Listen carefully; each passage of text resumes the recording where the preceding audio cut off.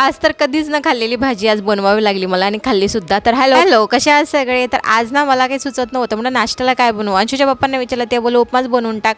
म्हटलं ठीक, उपमा बनवला, पण मग तो जरा तिखटच होऊन गेला होता, म्हणून आईना ते चालत नाही, म्हणून त्यांनी तर काही खाल्ला नाही. तो म्हणून त्यांच्यासाठी मी इकडे भरीतसुद्धा बनवलं.